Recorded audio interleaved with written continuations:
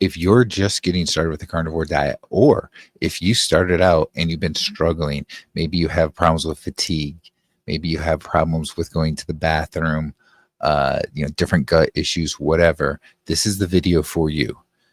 Now, I'm going to go through the best, most safe and effective way to start the carnivore diet in this video. So let's just jump straight into it.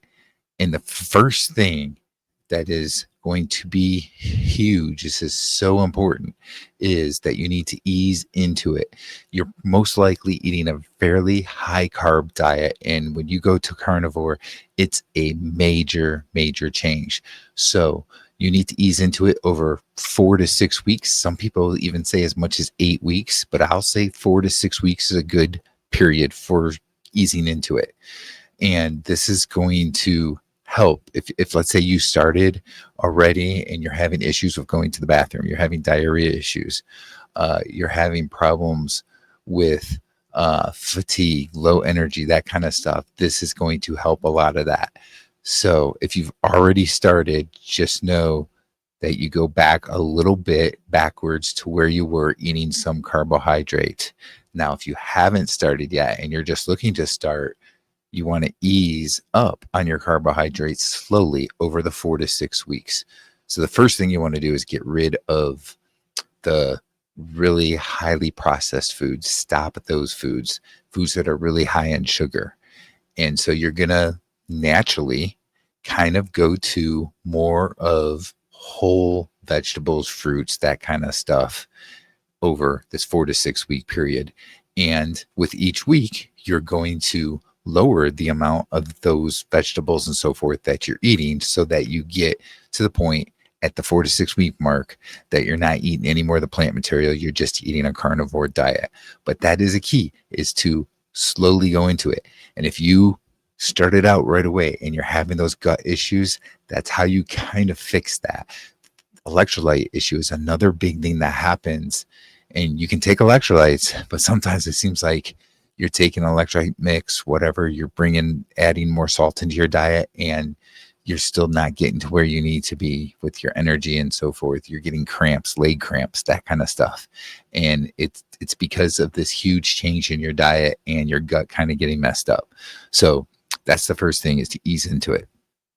All right, now, next thing you want to think about with starting the carnivore diet is your temptations and cravings. They can be really bad, the cravings. And the best thing to do is get rid of those temptations. So I want you to go and clean out your pantry. Get rid of those highly processed foods that are in there. I know you might have some packages of, instant mashed potatoes, rice, whatever it is in there. Get rid of that stuff. Get rid of the sugar, the flour, all that kind of stuff. You're not going to need that stuff anymore. If you want to use something in the place of flour for different recipes and so forth, you can use powdered gelatin. Okay, and that actually has a lot of collagen in it. It comes from an animal, and it's going to work really well for you in those cases where you need some sort of a thickening agent. So the rest of the stuff that's in your pantry, you need to get rid of that stuff as much as possible. Some of those seasonings as well, look at those ingredients, and they're really high. There's going to be a lot of ingredients in them. So you need to just forget about those seasonings for now, okay? All right.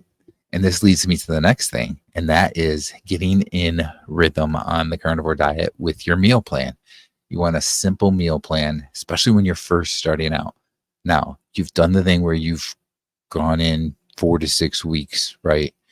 And even at the start, when you're still eating some of those vegetables, you can still do this, but you want to pick just a couple of meats that you're going to use. Maybe it's some sort of beef. And again, this is going to really kind of depend on what you can afford, what your budget is. So if you're a really tight budget, you're going to be looking more at things like ground beef, maybe like chuck, that kind of stuff, chicken, pork, eggs, those kinds of things. If you can spend a little bit more, then you're going to be looking for, first of all, you're going to switch from grain-fed beef and so forth to grass-fed. You're going to switch from the regular eggs. You're going to look for the pasture raised eggs, which those are a little bit more expensive. But if you can afford to do that, you're going to do that. If you can't, then that's fine. You can do those cheaper ones and it'll be okay.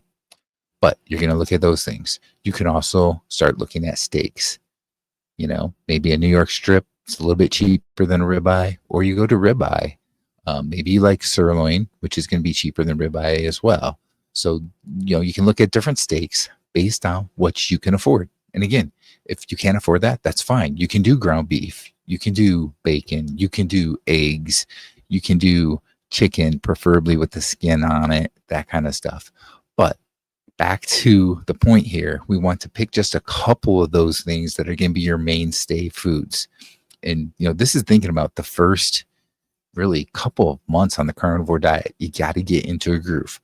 So you might still have a few vegetables because you're in that 4 to 6 week transition period, but your meal might look like something like a pound of ground beef. And maybe you don't have to eat that much.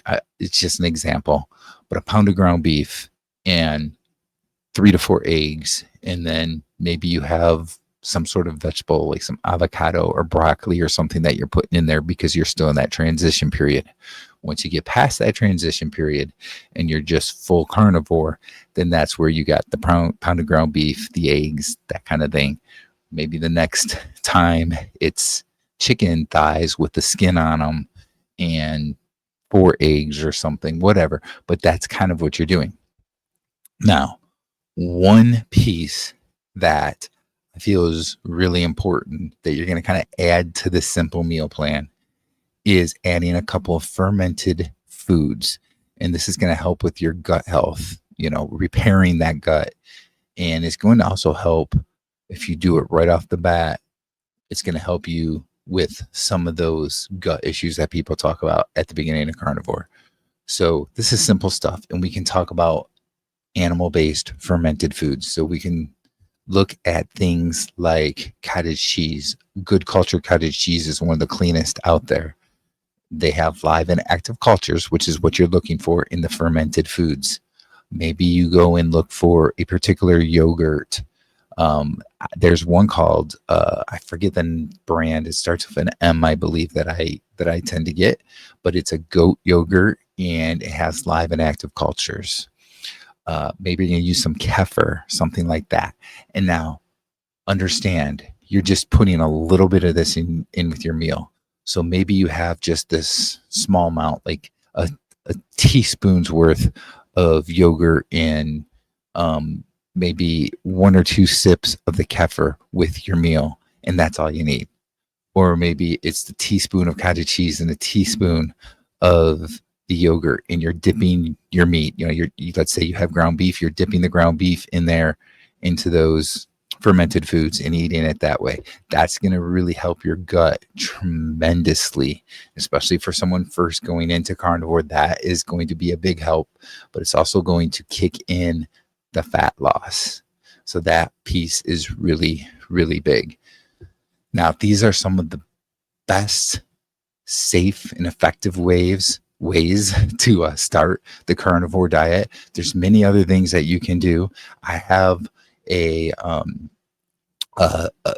can't think of the word I want to say, but like a playlist, I guess is the right word, of videos that are right up here about starting the carnivore diet. And you can go check those out and check out the next video there, and I'll see you in there.